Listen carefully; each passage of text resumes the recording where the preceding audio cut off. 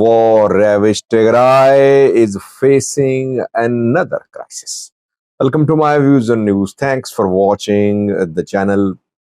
Firstly, crisis in Tigray. It was being hoped that maybe economic activities in Tigray will be back in motion, but a new development indicates that internal divisions are a major challenge to economic recovery to in Tigray.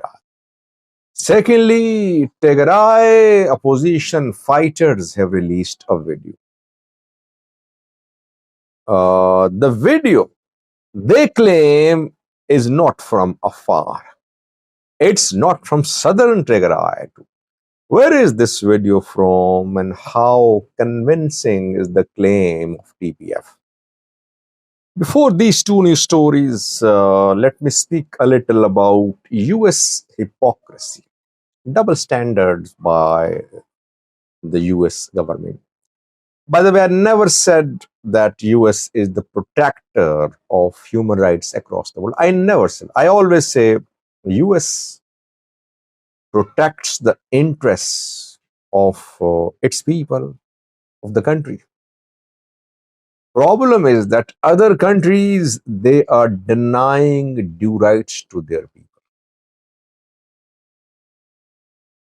US has sanctioned UN special rapporteur on Gaza, who was appointed to investigate human rights abuses committed in Gaza by Israel. US is not allowing that special rapporteur to work. While US wants special rapporteur on Eritrea to continue submitting reports and continue observing human rights abuses being committed in Eritrea. US labeled Hayat Tahrir al-Sham, HTS, an extremist organization working in Syria, a terrorist organization. For years, it remained as a terrorist entity. When I covered Syria-Turkey war over 5 years ago, HTS was a terrorist entity. Now, terrorist label has been removed. The president of Syria now is from HTS, Hayat Tahrir al-Sham. And Trump called him a wonderful man. Trump is forming relations with with former HTS leader who is now president of Syria. So, I am clear about it that US protects its interests. At the same time, basically, US protects the interests of its people. Those countries which are involved in human rights abuses, they actually don't respect their people. They deny due rights to their people. So they have no moral authority to question the US. Because at home, they are not giving due rights to their people. If US is not allowing, if US is sanctioning UN special rapporteur, trying to stop the rapporteur from working in Gaza, it does not mean there should be no UN special rapporteur.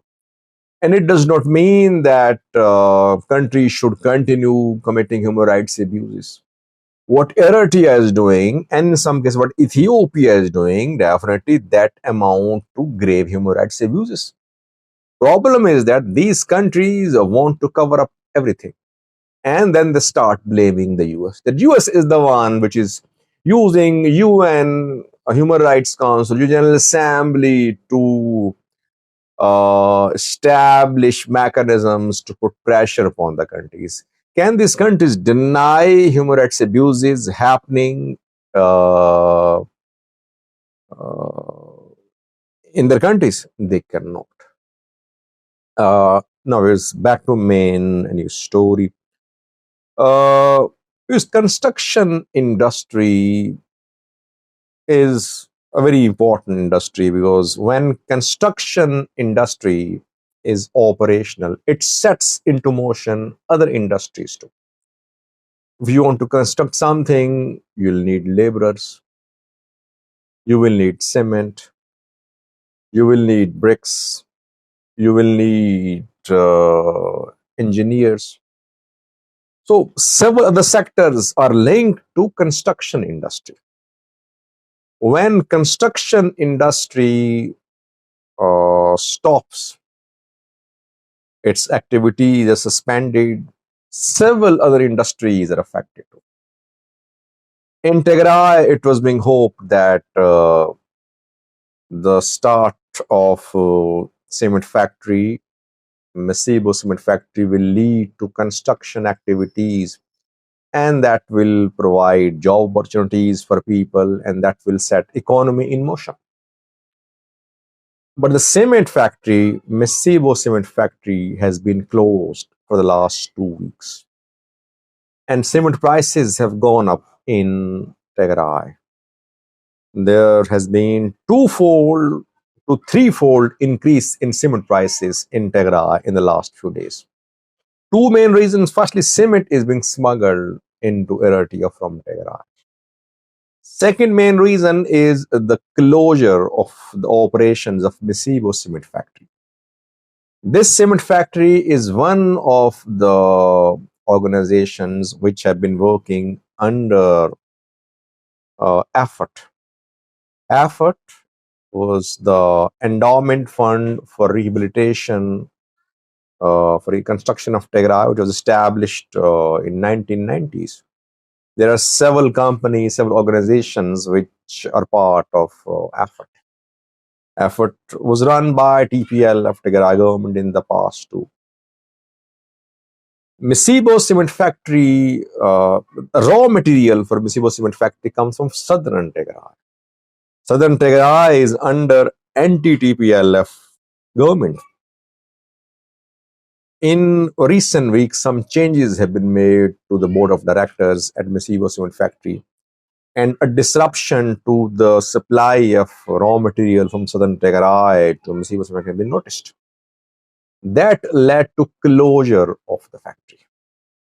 Now, cement prices going up, construction projects now stranded, and the hope of revival of Tigray's economy, the hopes are very dim now. Chances very dim now. Tigray government will have to revive the economy through activities, through projects which can create jobs. But internal divisions are creating problems in Tigray. Lastly, I have a video clip for you. This is a new video released by TPF, Tigray Peace Force. TPF fighters are mainly based in the Afar region on a far southern Tigray border. They're based in southern Tigray too, but majority of them is based in the Afar region. They've been making claims that they will try to establish a foothold in central Tigray, and before winter they'll try to march towards Salamti, and they want to take control of strategic areas there. But all that was definitely exaggeration. Now they have released a video. They claim that this video is not from Afar. It's not from southern Tigray. It's from northwestern Tigray. They did not specify the location, exact location. But location seems different, by the way, though it's difficult to geolocate the video. But location seems to be different. If anyone can help me in geolocating the video, I would welcome that. They claim this video is from northwestern Tigray. They're basically saying that they have spread, they have expanded their operation. They're not just in Afar, they're not just in southern Tigray. Watch the clip. Thanks for watching.